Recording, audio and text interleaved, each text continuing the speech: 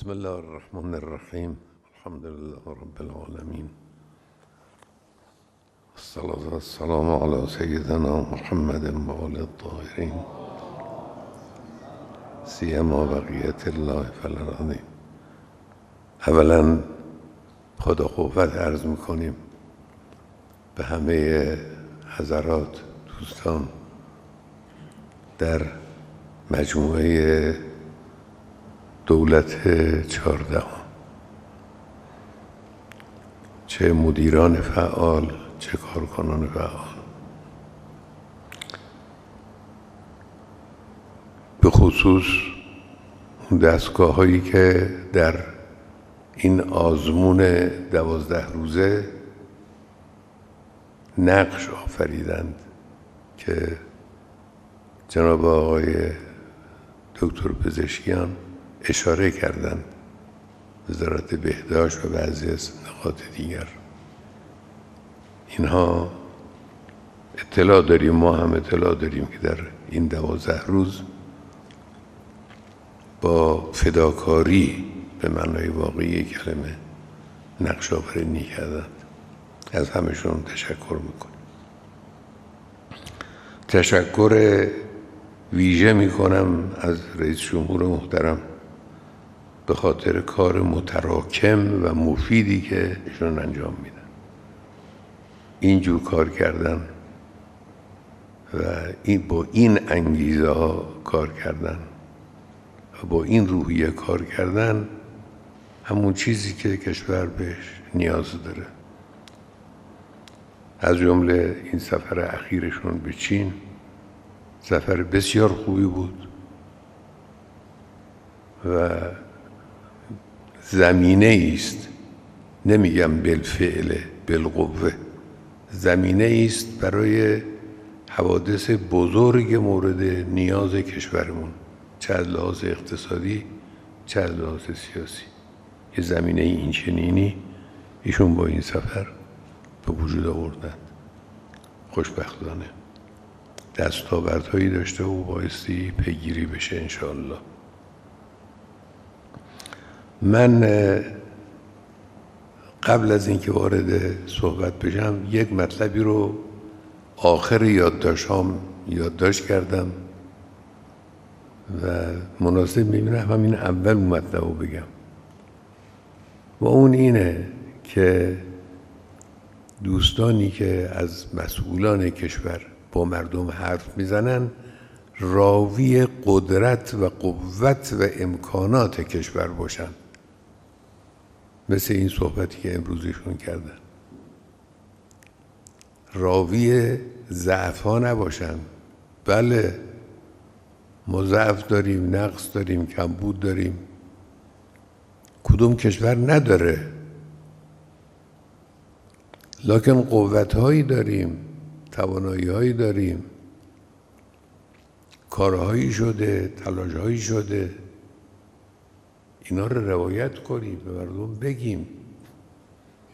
هم مطبوعات در این زمینه مسئولن، هم صدا و سیما مسئوله و بیش از همه خود مسئولان دولتی مسئولن که وقتی جلوی مردم پشت اون بلندگو قرار میگیرن راوی ضعف و ناتوانی و ناامیدی و اینا نباشن. ایشون الان حدود نیم ساعت تقریبا آقای رئیس جمهور صحبت کردن. همه نقطه های قوت. بنده البته آشنایی با مسائل اجرایی دارم، تو اجرا بودم سالها، میدونم که فاصله بین خواستن و تصمیم گیری کردن با شدن فاصله کمی نیست، این رو همه میدونیم. اما اینی که انسان بخواد، اینی که انگیزه داشته باشه، اینی که همت داشته باشه، اینی که امیدوار باشه که خواهد توانست، این بخش مهمی از عامل تحقق خواسته است. این اون مطلب لازمی بود که من واقعا به خاطر این صحبت ها هم از آقای دکتر پزشکیان تشکر میکنم. به دوستان عزیزمون عرض میکنم از فرصت خدمت به مردم قدردانی کنید. این فرصت اولا به همه داده نمیشه، ثانیاً همیشه داده نمیشه.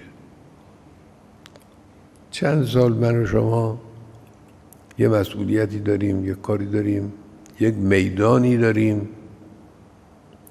که می توانیم در این میدان حرکت کنیم، کار کنیم، به مردم خدمت کنیم و می توانیم در این مدت خدا را از خودمون راضی کنیم. اینو از دست ندیم.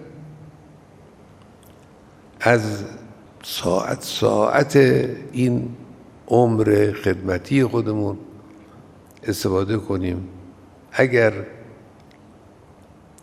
این توصیه رو عمل کنیم و تحقق پیدا کنه و به موازی کاری و بیکاری و کمکاری و سرگرم شدن مسائل دیگه نپردازیم، به نظر من مشکلات همطور که گفتن حل خواهد شد و در کوتاه مدت یا میان مدت هم حل خواهد شد. اینجور نیست که حالا بگیم منتظر سالها خواهیم بود. خصوص اون مسائل اقتصادی و مسائلی که به معیشت مردم ارتباط پیدا میکنه، در مورد اونها بایستی خیلی جدی‌تر عمل کرد. منتظر تحولات بیرونی هم نباشیم. در دنیا، در عالم سیاست، در عالم دیپلماسی حوادثی اتفاق میفته، منتظر اونا نمونیم، کار خودمون رو انجام بدیم. اون کسانی که وظیفه‌شون اون کاراست اونها رو انجام میدن. ما کار موظف خودمون رو انجام بدیم. روحیه کار و تلاش رو غلبه بدهیم بر حالت نه جنگ نه صلحی که دشمن میخواد بر ما تحمیل کنه. یعنی یکی از ضررها و خطرهای کشور همین حالت نه جنگ نه صلحه که خب خوب نیست، فضای خوبی نیست. روحیه کار رو، روحیه تلاش رو، همت و انگیزه رو با گفتن، با عمل کردن، با نشان دادن نتایج، این رو غلبه بدیم بر این حالت. خب وظیفه مهم دولت ها تقویت مؤلفه های قدرت ملی و عزت ملی است. همه دولت ها در همه دنیا اینجوره، وظیفهشون اینه که مؤلفه های قدرت ملی را تقویت کنن و اینها که مهمترین اونها روحیه و انگیزه و یک پارچگی ملت.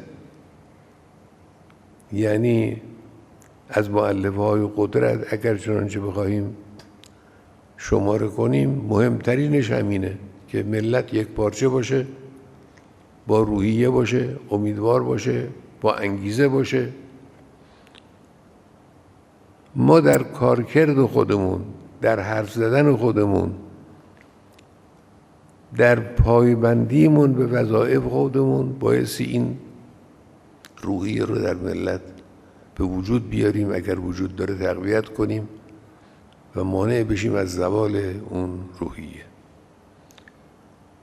در کارها باید به اولویت ها توجه کرد.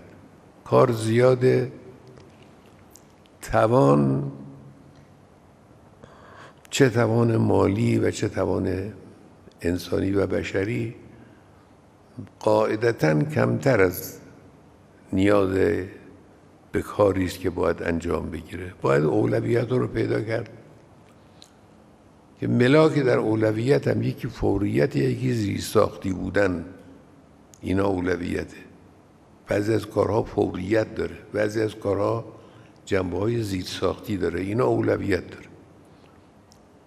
به این اولویت ها باید توجه کنیم.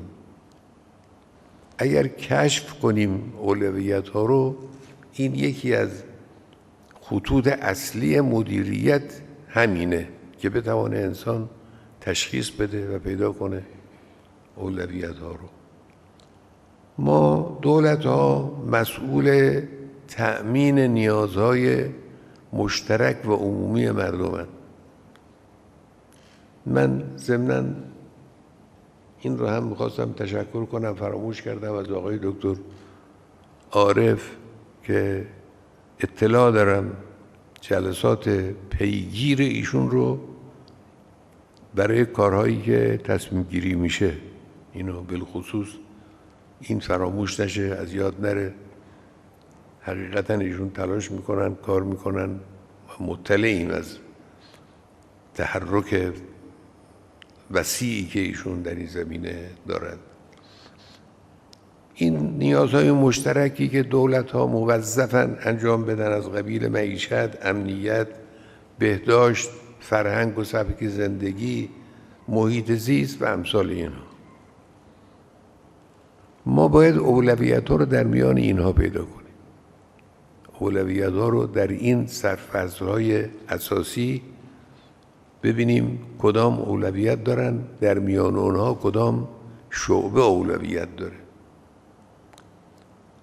در نظام اسلامی که خب میدونید نظام اسلامی اساساً برای تحقق معارف و شرایع اسلامی تشکیل شد. هر کس حرف دیگری بزنه خلاف واقع گفت. از روز اول امام بزرگوار شعارش این بود که بایستی برای خدا، برای تحقق اهداف الهی و معارف الهی و شرایع الهی کار کرد. بعد هم به مردم گفتن، مردم هم با انگیزه های دینی عمدتاً برخاستن و حرکت انجام دادن. کار برای خداست، برای تحقق این هاست. و اینا یکی از مهمترین سرفصل هایی که بنده میخوام تأکید کنم روی او، مسئله پیگیری است. پیگیری. حالا این پیگیری یه وقت در سطح رئیس جمهوره که این خب به حمدالله هست، ایشون واقعا پیگیری میکنن. این سفرهای استانی و تماسهای با مردم و رفتن در میان وزارتخانه ها و تماس نزدیک با کارکنان و مدیران بالا، اینا این پیگیری ها بسیار با ارزش، خیلی مفید. لکن فقط این نیست. پیگیری باید در بدنه به وجود بیاد، باید در مدیران میانی به وجود بیاد.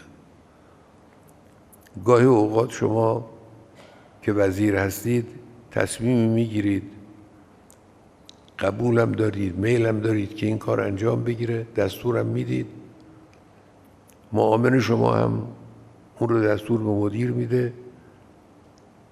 با گذشتن 2-3 واسطه قضیه هی به ترتیب ضعیف میشه تا به کلی از بین میره. وقتی به سرانگشت ها رسید چیزی وجود نداره، در حالی که کار رو سرانگشت ها باید انجام بدن، کار رو دست ها باید انجام بدن، مغزها فرمان میدن فقط. این پیگیری مهمه، پیگیری تا سرانگشت ها، پیگیری تا اون نتیجه گیری تا آخر. سلیقه هایی وجود داره. خب امروز خوشبختانه در کشور امکان اجماع سازی هست. امروز اینجوریست، رؤسای سه قوه با هم همدلند، هم فکرند، آمادگی دارن. بخش های تصمیم گیر و تصمیم ساز خیلیشون با هم همراهن. اجماع سازی امروز از گذشته به نظر من آسانتره.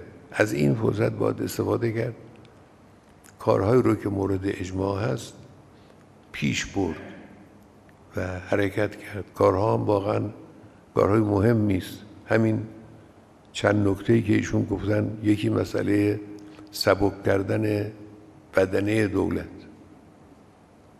یعنی کاستن از برخی از دستگاه‌هایی که وجود و عدمشون یکسانه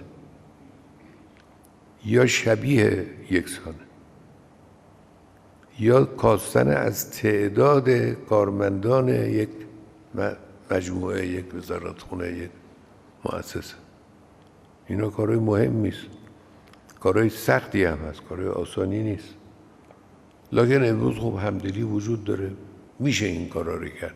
این کارا رو باید انجام داد، باید کرد این کار. این فرصت بزرگی است. سلیقه های گوناگونی در میان هست، موانعی وجود داره، اینا رو باید برطرف کرد.